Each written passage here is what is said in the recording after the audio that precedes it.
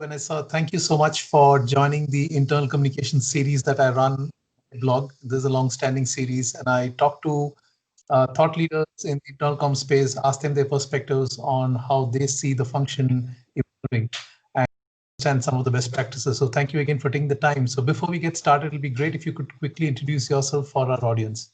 Yeah, sure. So I'm Vanessa Unwin. I'm Global Head of Internal Communications at Hitachi Rail. We have around 31 countries globally and 14,000 people. We make trains and the signalling systems around them and deliver huge scale projects. Before working in Hitachi Rail, I was working for Virgin Trains. I've been in the railway industry for about 15 years, so my entire internal communications career has been train related. Right. I did have a couple of years with Aviva, with the global rebrand and name change back Nice. in 2008 to Great. 9, which was intensely rewarding experience. But otherwise, yeah, 15 years of internal communications experience, and I have loved pretty much every minute of it. Fantastic. That's great. And so let me begin by the with asking the first question as to what is your understanding of internal comms? What does it mean to you? How do you define it? Yeah, so I used to, when I first started, define it in the usual way of, keeping everybody around an organisation informed about business direction, plans, priorities. Right. The further on in my career, I reached the kind of realisation that actually it's even more than that. It's how do you demonstrate to employees that they are that their own personal ambitions are related to the ambitions of the organisation, Right. that their values are aligned to the values of the organisation, Mhm. and showing that really close link between individual kind of goals and company goals. Mhm. And then also just generally increasing awareness, what we call engagement. Mhm. I don't mean working, really long hours outside of your contract, but Right. that that the business and its priorities really matter. Really, for even a small company, but just that they're part of that company, Mhm. and that they're very closely linked to other people they work with. So it's a lot deeper than I first realised when I started in the field. Great.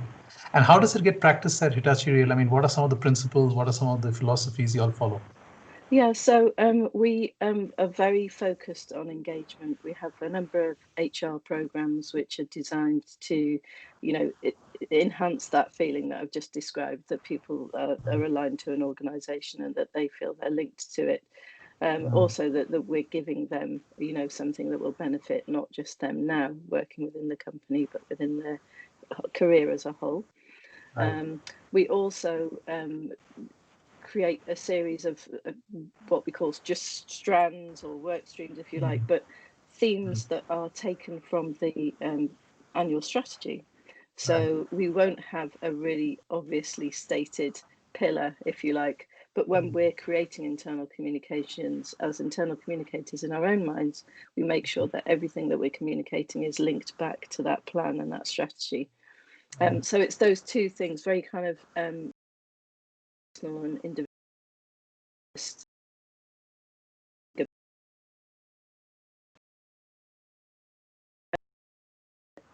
70% reactive communications style Mhm. Oh, because of the situation that the whole world's been in. But right. normally it's reversed, and we have kind of 70% planned, and then about 30% is reactive communications. Got it. Great. If you could, share an example of a campaign, which you are personally proud of, and what is the impact you made? How do you go about it? If you could share some details around it.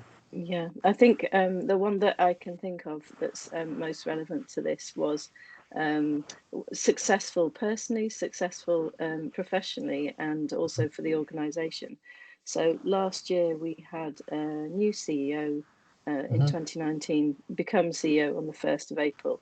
And on the Right. 10th of April, we did a live broadcast, internal communications conference about this strategy. Right. So he'd been for 10 days in his role. He had been away in another business in another country for 3 years. mm, He had a new team, and we linked 350 people who mm, are senior managers from around the world onto this broadcast. It was literally a broadcast in a studio setup, right. which they could view. I think, personally, it was a challenge to make that happen with a group of people who had never really worked before together as a Mm, senior leadership team. The right. 350 people on the call had never come together before in that way and joined something. Right. They had a huge appetite to know what the Mm, direction of the company was and to see this new CEO for the first time. But it was that bewildering sense of, how does this technology work? Is it going to go wrong? Is mm, something, is it going to be a horrible technical hitch? right. And I think it was conveying that sense of the direction of the business with a new group of people, Mm, with the chance that it might, technically hitch. And right. it did. It technically hitched right at the beginning. There was 10 minutes of broadcast silence while the Mm, connections didn't work. yeah. And I think the most satisfying moment for me was when I just said to the production team, "Let's just go. Let's just go. We're just going to have to do it." Mm, And it was the right decision, because as soon as the machinery kind of cranked up, then the hitches seemed to work themselves out. mm, Um, and I think it was that, for me, the idea of bringing everybody together in that way, like I said earlier, instilling that kind of personal connection in people, and just making them aware of the sheer volume of the organisation that, as it was, had grown relatively quickly, mm, and the strength of it that people can get from knowing there are people all around the world and that they're part of that big picture. fantastic. And yeah, and it did have measured feedback. I'm not Right. just saying it had really great feedback because a couple of people said it was great. It did have really good quantified feedback, which was satisfying, because it was one of those kind of events that does keep you awake for a few nights before it happens. Right. Great. Yeah, and that sounds like an exciting and also obviously challenging Hmm. situation. So Yeah. if I could ask you, what has been, what according to you is the biggest challenge as an internal communicator? Or what would you call that? The biggest challenge, I think the biggest challenge is, even now, even though, so in the UK where I'm based, Mm, internal communications is quite well developed. People do mm, understand its value beyond sending an email or making a poster. mm, But I think that biggest challenge is still there, mm, being able to communicate to your stakeholders that if you do X, that Y will happen, and that right, as an internal communicator, that that will be the case, and that that right, is not the effect that they want, and yeah, this is what you should do instead. And I think mm, it's that challenge of being listened to, mm, and having your advice taken on board, and getting a plan together and telling people what the plan is before they come to you and ask you right, to do something which isn't the right thing to do. So I right. think that's the kind of balance that I would weigh up. Yeah. And I mean, on related to that, I mean, what do you think is the biggest opportunity you see as an internal communicator? Yeah, I think the biggest opportunity has been brought to us on the plate this year, really, which is, again, it goes back to the point that I just made. That is the Mm, biggest challenge, but it is also the biggest opportunity, because this year we've been able to demonstrate that we, more than any other function in the organization, that we know human psychology, we know mm, behaviors, we understand the impact of language, yeah, on people within an organization.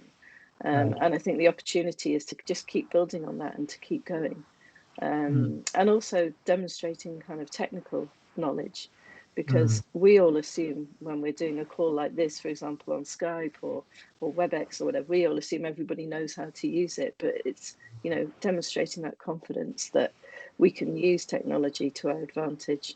mm. And that, again, the human psychology, I think, is the biggest opportunity, though, because no other function in an organization is thinking about it in that way, in that very conscious way. Right.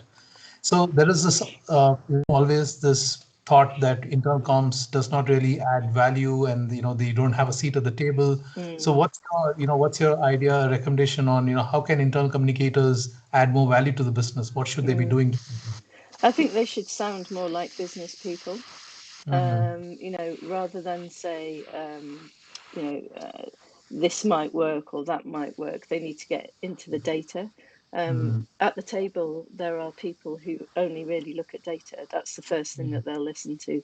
They like percentages, they like graphs, they like diagrams, process, Right. documents. Yeah. You need to demonstrate that you're one of them, really, that you're thinking along data lines rather than psychology lines, first and foremost. And then when you've got their attention in that way, they will then listen to your other, follow-up opinions and your advice and your guidance. But I would say that get to the table with the data, not anecdotal feedback, but actual data, to demonstrate that what works actually does work. Great point. And there's this thinking that you just need to have the basic skills to do a role like internal comms. So, what, according to you, are some of the key skills, fundamentals, which are Uh, yeah, well, the most obvious and the biggest skill is being able to listen to very complicated information and distill it into something which anybody could understand. right? The skill of hearing something and thinking, how would that be perceived by a whole number of people? Who is the biggest cynical person in the room, the most cynical person? What would they think of what they're hearing? Right. And to be able to format that in a way that even they would say, I can see what the benefits are of this.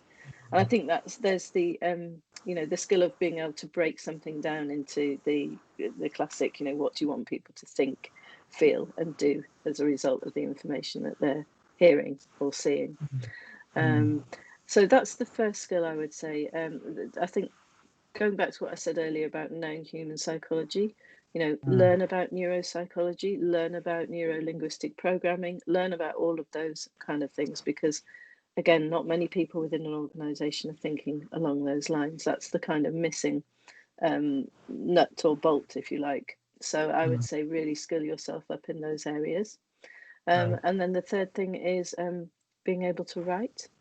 Mm, I see it as a really, and I've heard other people say this before, I see, even though it should be the most basic thing that internal communicators can do, right. I don't see huge evidence of it happening consistently everywhere. In people within internal communications, they don't seem to have that natural ability necessarily. You do find some people who are outstanding, but it's something that we all need to constantly refine and work at. So yeah, I would say writing skills is a really important one to have. Fantastic. So, internal comms is considered as one of those fastest growing functions in the Mm-hmm. corporate com. So what, there are a lot of people who want to make a break in this domain. So, what's your advice for them? If they want to start their career, want to make a mark in internal comms.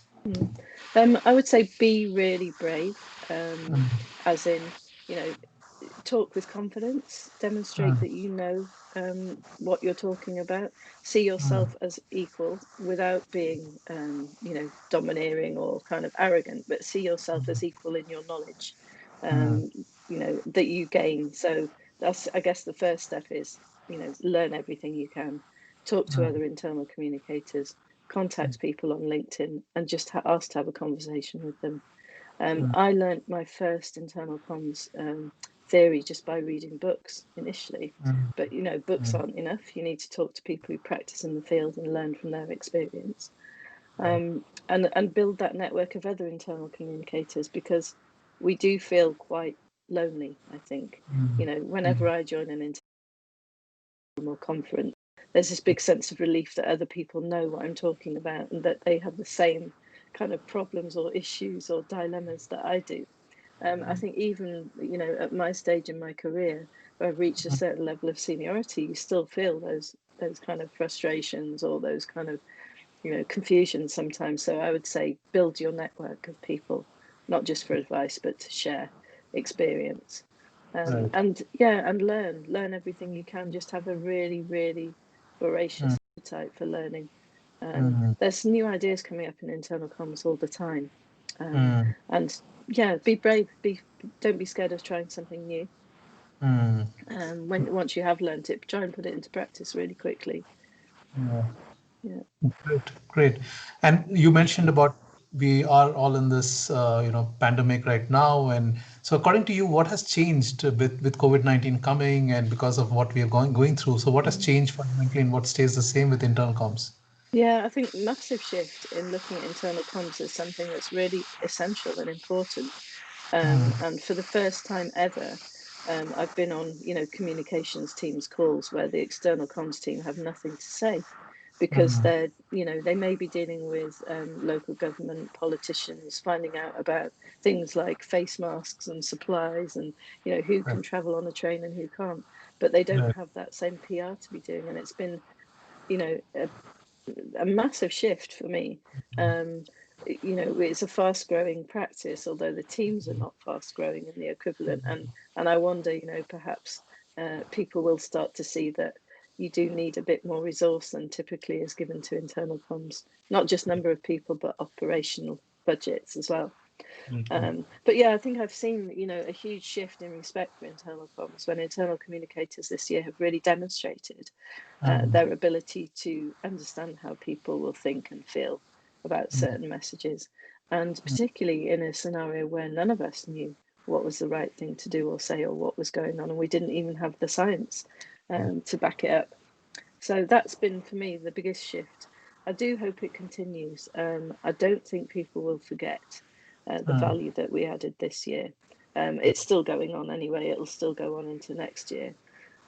But I think the other shift has been that willingness. Again, I keep talking about technology, but to suddenly these things that you've been trying to implement for years Yeah, have been signed off and pushed through quickly without question because it's yeah, for the pandemic, yeah. right? But I'm hoping that same willingness to expand, the channels that we use and the use of technology will continue, Right. and that we'll move into, an equally digital as well as face-to-face world for internal communications. But yeah, I think that knowledge and that respect and that awareness of what internal comms does and the value it brings to an organisation, Mm. I don't see how that will be forgotten after this year and the experience that we've all been through. Great. If I were to ask you, the last 15 years plus you worked, and if you were to look back, and if there's one thing you like to change about internal comms, what would that be? I think it goes back to the point that you raised about what do we bring to the table and having a seat at the table. I think Right. internal communications would have probably saved 10 years Mm. if we'd all started off with, hard data. Right. And, that would have been a really quick evolution. But I think if we'd started off with that data spot, we would have spent a lot fewer, a lot less number of years kind of talking about how we didn't have a seat at the table. I think that would, and again, back to the awareness about neuropsychology, if we demonstrated that Right. sooner, we've had that constant sort of, I'll go away and make this look pretty Mm. to a piece of communication. But yeah, I think we can do that for sure, but we can also bring a lot more to it than that. If we'd been able to have that sooner, I think that we'd be in an even stronger position than we are now. Fantastic. And as we wrap up, just wanted to ask you if there's one trend apart from the digital shift that you see, is anything else Mm. that you spot in terms of a trend in internal comms? Yeah, I think it's probably the biggest shift, as I said, demonstrated this year. I do see a growing confidence in internal communicators, and the feeling that we do know what we're talking about. We don't have to prove ourselves as much. We don't have to take on extra work and do everybody's small bits of their job they don't want to do. So it's that partnership approach I see as being a lot more developed than it used to be even a year ago. So I think that idea of advisors and partners is a really strong one, really Mm. attractive to me, and I think people joining internal communications, they do like to have a seat at the table. They do like to feel that they are advising people on best practice.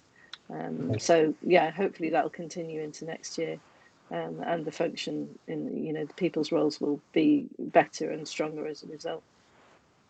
Great. This has been brilliant. Thank you so much for taking the time to do this. And these are fantastic answers. I'm sure the response will Thank be really you. valuable. It's been a pleasure. Thank you for inviting me. Great. Just Okay.